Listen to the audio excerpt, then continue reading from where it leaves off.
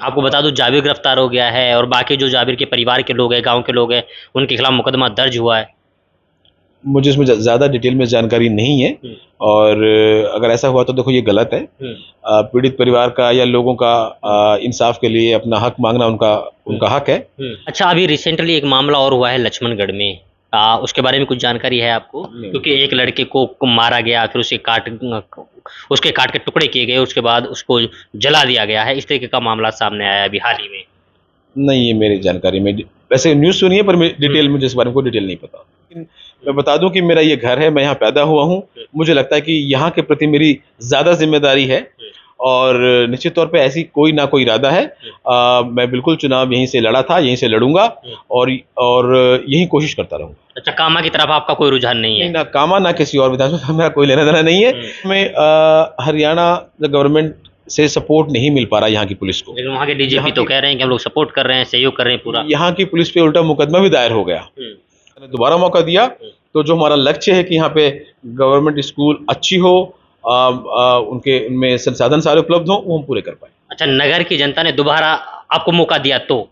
निश्चित तौर पे दोस्तों, मेवात इलाके के युवाओं के बीच में एक अलग छाप छोड़ने वाले नगर से विधायक वाजिब अली हमारे साथ मौजूद हैं। वाजिब अली एक युवा विधायक हैं और राजस्थान सरकार में राज्य मंत्री भी हैं। इसके अलावा उनके 5 साल का कार्यकाल पूरा होने को है। ऐसे में क्या कुछ विकास कार्य नगर की जनता के लिए उन्होंने किए हैं, इसके अलावा आने वाले समय में राजनीति की क्या कुछ चर्चाएं उनके बीच में हैं, आगे आने वाले सफर को लेकर कैसे देखते हैं, उसके बारे में हम लोग चर्चा करेंगे। इस दौरान 5 साल के कार्यकाल में कई सारी छुटपुट घटनाएं भी सामने को देखने को मिली आसपास की विधानसभाओं में और खुद नगर में। तो ऐसे में देखना यह होगा कि जो युवा विधायक हैं वाजिब अली साहब, वो किस तरीके से अपने कार्यकाल को देखते हैं और आने वाले समय में अगर इलाके की जनता एक बार फिर से उनके ऊपर विश्वास जताती है तो क्या कुछ ड्रीम प्रोजेक्ट वो लेकर जनता के बीच में सामने आने वाले। सबसे पहले तो विधायक साहब, हमारे साथ जुड़ने के लिए बहुत बहुत स्वागत आपका। आपका बहुत बहुत धन्यवाद। भारत टीवी देखने वाले सारे व्यूअर्स का बहुत बहुत धन्यवाद। आपने हमें लोगों से जुड़ने का मौका दिया, शुक्रिया। अच्छा विधायक साहब, ये बताइए कि 5 साल का कार्यकाल आपका पूरा को होने को है। ऐसे में क्या कुछ प्रमुख चीजें आपने अपने विधानसभा में करवाई हैं जो वास्तव में काबिले तारीफ है, और आने वाले समय में कुछ चीजें ऐसी भी रह गई होंगी कि जो अभी नहीं हो पाई हैं, अगर आने वाले समय में इलाके की जनता आपको दोबारा से मौका दे तो शायद आप उन कामों को एक बार फिर से करके दिखाएंगे? देखिए, मेवात का इलाका है, पिछड़ा हुआ है, ये बताने की जरूरत नहीं है जी। और जो बड़े रीजंस होते हैं किसी इलाके के पिछड़ने के पीछे, उसमें हेल्थ, जो चिकित्सा होती है, हमारी सर्विसेज जो होती हैं, एजुकेशन और यूथ के लिए क्या अपॉर्चुनिटीज़ हैं, ये सारी चीज़ें बहुत मायने रखती हैं जी। और किसी इलाके का डेवलपमेंट तभी पॉसिबल है जब इन चीज़ों पे काम हो। लगभग 4.5 साल हमें चुने हुए हो गए और इन 4.5 सालों में हमारा पूरा फोकस रहा, पूरा ध्यान रहा कि किस तरीके से ये जो सर्विसेज हैं ये अपलिफ्ट हों। किसी इलाके का डेवलपमेंट के लिए निश्चित तौर पे एक बहुत अच्छी अप्रोच चाहिए होती है, और किसी डिपार्टमेंट में या फिर किसी जो सेक्टर है उसको अब इम्प्रूव करना चाहें तो उसके लिए पूरा वक्त भी चाहिए होता है। अब हम एजुकेशन की बात करें, जो सबसे बड़ी ज़रूरत है पूरे इलाके की भी, पूरे देश की भी देखा जाए तो हमारे यहाँ एक भी सरकारी कॉलेज नहीं था। लास्ट टाइम पे गवर्नमेंट ने कॉलेज तो खोला और उसकी बिल्डिंग नहीं थी, तो हमने एमएलए चुने जाने के बाद सबसे पहले उस बिल्डिंग के लिए अल्पसंख्यक विभाग से पैसे सेशन कराए और आज नगर में वो बिल्डिंग बनके तैयार है और वहाँ कॉलेज चल रहा है। उसका उद्घाटन अभी सीएम साहब आने वाले हैं 15 तारीख को, वहाँ पे उसका बिल्डिंग का भी उद्घाटन करेंगे। इसके अलावा 3 और कॉलेज सरकारी कॉलेज हमने अपनी विधानसभा में खुलवाए, जिसमें एक एग्रीकल्चर कॉलेज, बिकॉज खाली आर्ट्स कॉलेज तो ठीक है लेकिन सेम टाइम पे कुछ स्किल्ड कोर्सेज जब तक लोगों को ना मिले तो जॉब्स की अपॉर्चुनिटीज कम हो जाती है। तो एक तो एग्रीकल्चर कॉलेज हमारे विधानसभा में खुला है। इसके अलावा एक नॉर्मल डिग्री कॉलेज सीकरी में, इसके अलावा एक गर्ल्स कॉलेज, वो भी ग्रामीण क्षेत्र है और अक्सर हम जिस कम्युनिटी से आते हैं या फिर यहाँ जो कम्युनिटीज़ हैं वो अपनी बच्चियों को बाहर पढ़ने नहीं भेज पाते, तो वो हमने एक स्पेशल गर्ल्स कॉलेज भी खुलवाया है ताकि यहाँ की बच्चियाँ जो हैं वो ग्रेजुएट हो पाएँ तो शिक्षा का स्तर बढ़े। इसके अलावा करीब 25 स्कूल जो है हमने अपग्रेड कराए हैं। मैं बता दूं कि लगभग 50-50 साल पुराने जो स्कूल थे 5वीं तक के, वो आज तक 5वीं तक के ही चले जा रहे थे। एग्जाम्पल के तौर पे मेरे वालिद साहब ने जिस स्कूल से 5वीं पास करी वो अब तक 5वीं का ही था, उनकी उम्र आज 75 साल हो चुकी है। तो ऐसे लगभग 25 स्कूलों में हमने अपग्रेड किया उनको, जो 5वीं से थे वो 8वीं तक के किए, जो 8वीं थे वो 12वीं तक के किए, 10वीं तक के किए, सारे 10वीं के स्कूल 12वीं तक के करवाए ताकि एजुकेशन लोगों को गांव में मिल पाए। और बहुत सारे कोर्सेज ऐड करवाए, फैकल्टीज ऐड करवाई, जैसे साइंस और आर्ट्स में होम साइंस या एग्रीकल्चर सब्जेक्ट ऐड कराए ताकि एजुकेशन का स्तर बढ़े। देखिए, आप लगातार बात कर रहे हैं कि एजुकेशन किसी समाज को सुधारने के लिए एक बैकबोन की तरह काम करती है और आप उस बैकबोन को मजबूत करने के लिए लगातार प्रयास कर रहे हैं, ये आपका कहना है। लेकिन अगर हम लोग सरकारी स्कूलों की बात करें तो बहुत सारे सरकारी स्कूल ऐसे हैं जहाँ पर जो शिक्षा व्यवस्था है वो चरमराई हुई है। आपने बताया कि जो 5वीं के स्कूल है वो हमने 8वीं तक कराए, जो 8वीं के स्कूल है वो हमने 10वीं तक कराए और जो 10वीं तक है वो हमने 12वीं तक कराए, यानी कि अपग्रेड किया। लेकिन क्या वास्तव में एजुकेशन क्या इम्प्रूवमेंट हुई या नहीं हुई, ये बताइए। देखिए, दो पहलू हैं। गवर्नमेंट का पहला काम है कि रिसोर्सेज उपलब्ध कराए। पहले 12वीं तक का स्कूल होगा तो 12वीं क्लासेस तो लगे, उसके बाद में उन स्कूलों में पर्याप्त टीचर भी हों। तो निश्चित तौर पे टीचर्स की शॉर्टेज पूरे प्रदेश में है और पूरे देश में है। लेकिन उसके बावजूद हमारे यहाँ अभी रिसेंटली लगभग 50,000 टीचर्स की भर्ती हो रही है, इससे पहले भी हुई। तो इस पे काम चल रहा है कि जो जो कमियां हैं वो पूरी हों। बहुत से स्कूल अपग्रेड हो गए लेकिन उसमें कमरों की व्यवस्था पूरी नहीं है, तो उसके लिए भी काम चल रहा है। करीब 10 करोड़ रुपए तक के कमरे और एक्स्ट्रा जो वो बिल्डिंग्स जो बनी है वो बन रही हैं। तो जब आप कोई डिपार्टमेंट सेक्टर इंप्रूव करते हो तो वो एक दिन का काम नहीं होता। नहीं, लेकिन मैं इस बात से लेकिन हमारी अप्रोच है कि उस पर काम किया जाए और कई हद तक चीजों में सुधार हुआ है। पर ये पॉजिटिव अप्रोच हम सबको लेकर चलनी पड़ेगी, एडमिनिस्ट्रेशन को भी, हम जैसे रिप्रेजेंटेटिव को भी, और मैं कहता हूँ गांव वालों को भी, ताकि वो भी सरकारी स्कूल पर ध्यान दें, क्योंकि प्राइवेट एजुकेशन कोई सॉल्यूशन नहीं है। कितने प्राइवेट स्कूल खुलेंगे? जब तक हमारे गवर्नमेंट स्कूल अच्छे नहीं होंगे तब तक ज्यादा जनता को उसका फायदा नहीं मिल पाता। उसके लिए बहुत मजबूती से काम चल रहा है और अभी बहुत जरूरत है। ये हम नहीं कह सकते कि सारी प्रॉब्लम दूर हो गई, लेकिन जो हमें अवस्था मिली थी उससे बेहतर चीजें हुई हैं और हम उम्मीद करते हैं कि हम इसी स्पीड से हम काम करते रहे। अगर जनता ने दोबारा मौका दिया तो जो हमारा लक्ष्य है कि यहाँ पे गवर्नमेंट स्कूल अच्छी हो, उनमें संसाधन सारे उपलब्ध हो, वो हम पूरे कर पाए। अच्छा, नगर की जनता ने दोबारा आपको मौका दिया तो निश्चित तौर पे देखिए, कोई भी चीज 3-4 साल में चीजें नहीं चेंज नहीं हो सकती। लेकिन क्या है कि हम लोग, नहीं, मेरा सवाल करने का उद्देश्य सिर्फ ये था क्योंकि आप कह रहे थे कि अगर जनता हमें दोबारा मौका देगी तो शायद हम लोग सारी जो सिस्टम है उसे सुधारने की कोशिश करेंगे। लेकिन एक जनता वो भी है जो कामा की और ये चाहती है कि भाई वाजिब अली को हमारे यहाँ आना चाहिए, क्योंकि वो आपको ज्यादा चाहती है, मुझे ऐसा लगता है। देखो, तो क्या वहाँ का कोई आपका प्लान है क्या, वहाँ जाने का, चुनाव लड़ने का? देखिए, ये तो लोगों की मोहब्बत है। मैंने जो काम किए या मेरी जो छवि है, मैं अल्लाह का शुक्रगुजार हूँ कि लोग उसको एक्सेप्ट करते हैं। और जहाँ मुझे फीडबैक मिलता है, चाहे कहीं से भी मिले, चाहे वो कैसा भी हो, मैं भी उसको एक्सेप्ट करता हूँ कि लोगों की मोहब्बत है। और वो कामा ही नहीं, चाहे वो रामगढ़ के लोग हों, चाहे पूरे राजस्थान के लोग हों, सब में मोहब्बत है। और जब किसी आप मोहब्बत करते हो तो आदमी चाहता है कि चलो भाई आप यहाँ आए वहाँ आए। लेकिन मैं बता दूं कि मेरा ये घर है, मैं यहाँ पैदा हुआ हूँ, मुझे लगता है कि यहाँ के प्रति मेरी ज्यादा जिम्मेदारी है और निश्चित तौर पे ऐसी कोई ना कोई इरादा है। मैं बिल्कुल चुनाव यहीं से लड़ा था, यहीं से लड़ूंगा और यही कोशिश करता रहूंगा। अच्छा, कामा की तरफ आपका कोई रुझान नहीं है? नहीं, ना कामा ना किसी और विधानसभा, मेरा कोई लेना देना नहीं है। मोहब्बत है, आना जाना होता है, वहाँ के लोग भी आते हैं, सब काम होते हैं, लेकिन ये मेरी पृष्ठभूमि है, ये मेरा घर है। और सबसे पहले इंसान अपने आप से शुरुआत जैसे करता है, तो निश्चित तौर पे ये तो कुछ मोहब्बत करने वाले या फिर कई बार कुछ लोग और एजेंडे चलाने वाले लोग बात फैलाते हैं। किसी भी प्रकार का कोई इसमें ना कोई शक है ना कोई शंका है।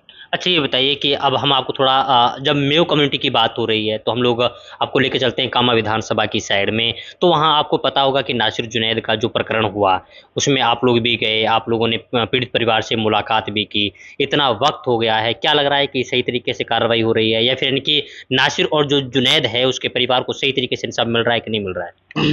देखिए, बहुत बड़ी घटना थी और बहुत अफसोस, और पूरे प्रदेश के अंदर, चाहे वो हमारे कम्युनिटी के और कम्युनिटी के लोगों, सबने इसका खंडन भी किया है कि ऐसा नहीं होना चाहिए।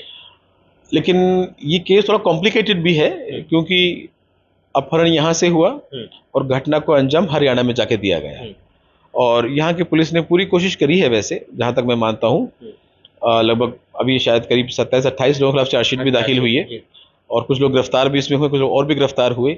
लेकिन हमें हरियाणा गवर्नमेंट से सपोर्ट नहीं मिल पा रहा यहाँ की पुलिस को। लेकिन वहाँ के डीजीपी तो कह रहे हैं कि हम लोग सपोर्ट कर रहे हैं, सहयोग कर रहे हैं पूरा। यहाँ की पुलिस पे उल्टा मुकदमा भी दायर हो गया। तो अब वो कहते हैं, जो आदमी, अब कौन आदमी अपनी कमी कौन बताता है। लेकिन यहाँ की पुलिस ने पूरी कोशिश करी। यहाँ के इनिशियली तो करीब 1-2 महीने तो यहाँ के सारे अधिकारी हरियाणा में ही पड़े रहे ढूंढने के लिए। तो मुझे उम्मीद है कि न्याय तो मिलेगा, लेकिन कॉम्प्लिकेशन जब ऐसी हो जाती हैं तो उसके बाद डिले हो जाता है।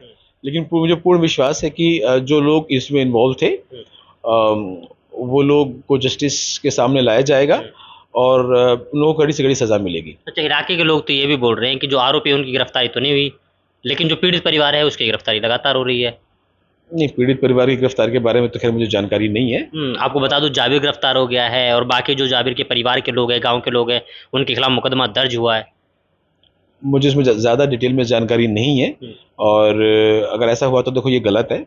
पीड़ित परिवार का या लोगों का इंसाफ के लिए अपना हक मांगना उनका हक है, और हर आदमी ऐसा करता है। पर कई बार कुछ चीज़ें ऐसी हो जाती हैं कि अगर वो कानून के दायरे में ना आए तो शायद पुलिस को भी कुछ करेक्टिव एक्शंस लेने पड़ते हैं, तो हो सकता है उसका पार्ट हो। मैं ज़्यादा इसके बारे में मुझे जानकारी नहीं है। उनका कहना है जब गिरफ्तारी इतने दिन तक नहीं हुई, हमें मुआवजा इतने दिन तक नहीं मिला, तो भाई हम तो लड़ेंगे ना। और जो वो लड़ रहे हैं तो फिर परिवार के लोग ये भी कह रहे हैं कि फिर उल्टा हमें फंसाने की कोशिश कर रहे हैं, तो हमारे लोग मर रहे हैं, क्या हम आवाज़ भी ना उठाएं? नहीं, देखो, मैं बिल्कुल इस बात से सहमत हूँ कि आवाज़ उठाना हमारा हक है, हमें उठानी चाहिए, और चाहे वो कोई भी हो, सबके खिलाफ उठानी चाहिए अगर कोई नाइंसाफ़ी कहीं ना कहीं होती है तो। पर जैसे मैंने कहा, क्योंकि वही दूसरा क्षेत्र है, ना वहाँ के अधिकारियों से ना इस केस में मुझे कोई बहुत ज़्यादा जानकारी नहीं है। इसके बारे में ज़्यादा जानकारी नहीं है। अच्छा, अभी रिसेंटली एक मामला और हुआ है लक्ष्मणगढ़ में, उसके बारे में कुछ जानकारी है आपको? क्योंकि एक लड़के को मारा गया, फिर उसके काट के टुकड़े किए गए, उसके बाद उसको जला दिया गया है, इस तरीके का मामला सामने आया अभी हाल ही में। नहीं, ये मेरी जानकारी में, वैसे न्यूज़ सुनी है पर डिटेल मुझे इस बारे में कोई डिटेल नहीं पता। नहीं, चलिए, आपने खबर सुनी तो उसके बारे में आपके 2 शब्द परिवार के लिए, प्रशासनिक अधिकारियों के लिए, कि क्या होना चाहिए, क्योंकि उनमें से 4 लोगों को हिरासत में लिया गया, 2 की गिरफ्तारी डाल दी गई है, जबकि 2 से पूछताछ जारी है, ये पुलिस का कहना है। निश्चित तौर पे मैं भी इसमें अपडेट लूंगा, और ऐसी घटना किसी के भी साथ हो, ये बहुत गलत है, और प्रशासन की जिम्मेदारी बनती है कि जल्दी करेक्टिव एक्शन हो, ताकि एक सही प्रशासन का मैसेज, इंसाफ का मैसेज जनता में भी जाए और अपराधियों में भी भय बने कि दोबारा वैसे ऐसी हरकतें ना कर सके। अच्छा विधायक साहब, आपने बताया कि अभी हमारा कार्यकाल में हम लोगों ने ये काम किया, अगर एक बार फिर से दोबारा अगर जनता आपको मौका देती है तो अच्छा क्या कुछ सोच के रखा है कि हम लोग अब इन मुद्दों पे काम करने वाले हैं? देखिए, ये तो हमारी बात अभी एजुकेशन की हुई। इसके अलावा हेल्थ के अंदर हमारी विधानसभा में सिर्फ 2 CSC थी जी, दोनों 30-30 बेड। जब हम MLA बने तो उसके बाद हमने जो नगर की जो CSC थी उसको 50 बेड का करवाया। उसके अलावा उप जिला अस्पताल, जो जिले का दूसरा सबसे बड़ा अस्पताल होता है जिला अस्पताल के बाद में, वो नगर में सेक्शन करवाया। उसके लिए अभी 15 दिन पहले ही गवर्नमेंट से करीब 28 करोड़ रुपए का बजट भी सेक्शन हुआ है। और तो हेल्थ सिस्टम नगर में अच्छा होगा। इसके अलावा जो गुलपाड़ा में एक PSC थी उसको CSC में प्रमोट किया है। उसके अलावा एक ट्रॉमा सेंटर गुलपाड़ा में प्रपोज है, जो लैंड अलॉटमेंट का काम चल रहा है, वो जल्दी वो हो जाएगा। इसके अलावा करीब एक डायना के पास में, एक गढ़ी मेवात में, एक राम सिंहपुर पालकी में 3 और नई PSC खुलवाई हैं, जहाँ एक MBBS डॉक्टर्स बैठ चुके हैं, काम चालू है। और जनूथर एक और हमारा कस्बा है, वहाँ पे जो वहाँ की PSC थी उसको CSC में अपग्रेड कराया। तो हेल्थ में जितना इंफ्रास्ट्रक्चर था उससे डबल हो चुका है। उसके अलावा कई सब सेंटर खुले हैं जहाँ नर्सेज लगती हैं, काम करते हैं, तो हेल्थ में इम्प्रूवमेंट हुआ है। इसके अलावा सड़कों को लेकर के, पानी को लेकर के, बिजली को लेकर के, हेल्थ के अंदर ऐसा काम हुआ। पानी को लेकर के गांव-गांव में चंबल का पानी पहुंचा है। उसमें कुछ कमियां हैं, कहीं पानी टूटता है, कहीं पूरा पहुंचता है, कहीं नहीं पहुंच पाता। पर जहां बिल्कुल भी विधानसभा पानी नहीं था, आज लगभग 80% गाँव में वो पानी पहुंचा है। उसके अलावा लगभग 2000 करोड़ के JJM के काम चल रहे हैं, जहाँ हर गाँव में टंकी बन रही है और घर घर में कनेक्शन होगा, तो उसके लिए भी कोशिश हो रही है। इसके अलावा करीब जो है 5 करोड़ रुपए के हैंडपम्प्स और जो डीप बोर्स लगते हैं, बोरिंग होती है, वो क्षेत्र में हुए हैं। और पानी बहुत बड़ी समस्या पूरे इलाके की है। राजस्थान है, आप समझते हैं कि यहाँ लोकल पानी का स्रोत तो है नहीं। ERCP जब काम चालू हो जाएगा, मुझे उम्मीद है यहाँ पानी बेहतर हो सके। उसके अलावा एडमिनिस्ट्रेशन में यहाँ 3 नए थाने खुले, 2 थाने, एक जनुथर में, एक जालूकी में और एक आबकारी थाना सीकरी में। इसके अलावा सिर्फ एक तहसील थी पूरी विधानसभा में, सिर्फ एक तहसील, मतलब एक तहसीलदार बैठता था।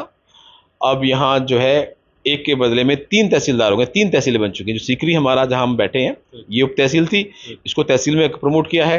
इसके अलावा जनुथर उप तहसील थी, उसको तहसील में प्रमोट किया है। एक उप तहसील जालूकी में खुलवाई है, एक उप तहसील जो है खो में खुलवाई है। तो चारों कोनों में, ताकि अधिकारी बैठ चुके हैं सब जगह, ताकि जनता को जो इश्यूज होते हैं, लोकल इश्यूज होते हैं, जमीनों के, तहसीलों के, कागजों के, रजिस्ट्रेशन के, सर्टिफिकेट्स के, वो जनता को आसान हो। सिर्फ एक SDM ऑफिस था, आज 2 SDM ऑफिस हो गए, वो काम हुआ है। बिजली के अंदर देखा जाए तो सिर्फ एक IN ऑफिस था हमारे यहाँ पे, तो एक और IN ऑफिस सीकरी में खुला और एक और सीकरी में JN ऑफिस खुला। उसके अलावा नगर में एक्शन ऑफिस खुलवाया बिजली का, ताकि जो प्रपोजल्स होते हैं, जो कनेक्शंस होते हैं, जो ट्रांसफार्मर चेंज होते हैं, जो प्रपोजल, जो अप्रूवल होते हैं, लाइन चेंज होते हैं, वो सारे काम हम अपनी विधानसभा में हो जाया करेंगे। तो अब बिजली कैसी आ रही है गाँव में? गांव में बिजली पहले से बेहतर है, लेकिन उसको और बेहतर करने के लिए कैसे बनेगा, जब तक इंफ्रास्ट्रक्चर और मजबूत ना हो। एक तो ऑफिस खुले ताकि मैनेजमेंट अच्छा हो, उसके अलावा इंफ्रास्ट्रक्चर कैसे बढ़ेगा, इसके लिए 4 छोटे GSS अभी काम चालू हुआ है उन पे, जो 33 kV के जो बिजली घर होते हैं। और जिले का दूसरा सबसे बड़ा GSS जो है वो सीकरी में बन रहा है, 220 का, 132 का ऑलमोस्ट चालू है, इसी महीने में चालू हो जाएगा। और 220 kV का जो बिजली घर जो है, जो आसपास 3-4 विधानसभाओं से बड़ा होगा।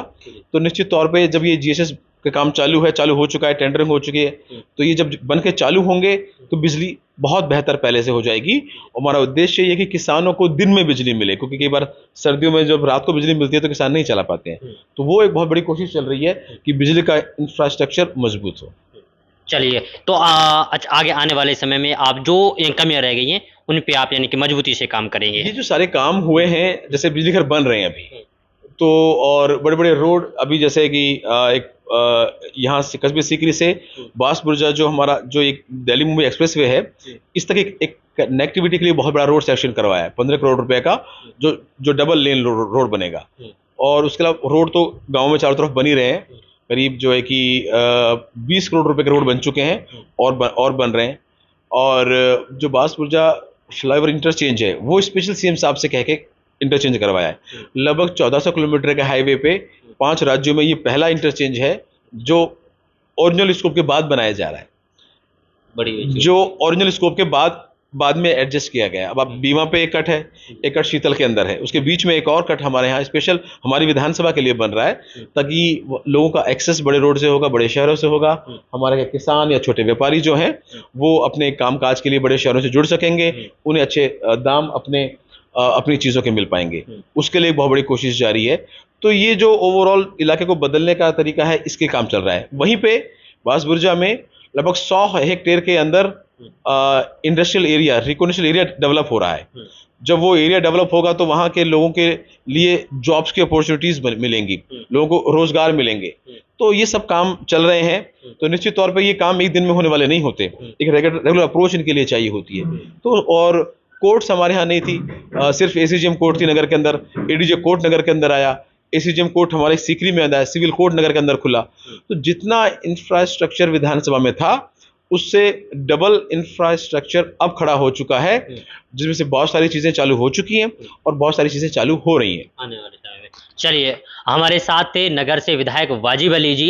उन्होंने बताया कि शिक्षा से लेकर स्वास्थ्य और पीने के पानी से लेकर बिजली और आने वाले समय में जो युवा हैं उनके लिए किस तरीके से एक नई अपॉर्चुनिटी जॉब के क्षेत्र में दिलवाई जाए, इसको लेकर के लगातार हम लोगों ने काम किया है और आने वाले समय में काम हम लोग करते रहेंगे। क्योंकि जिस तरीके से एक जनता को चाहिए होता है कि उनका जनप्रतिनिधि आगे आकर के जनता की समस्याओं का समाधान करवाए, उसको लेकर के वो जब से विधायक चुने गए हैं तब से और अब तक लगातार काम कर रहे हैं। और आने वाले समय में अगर जनता एक बार फिर से उनके ऊपर विश्वास जताती है तो आने वाले समय में इन सारे कामों पर मजबूती के साथ जोर दिया जाएगा और उनको जमीनी स्तर पर इंप्लीमेंट किया जाएगा।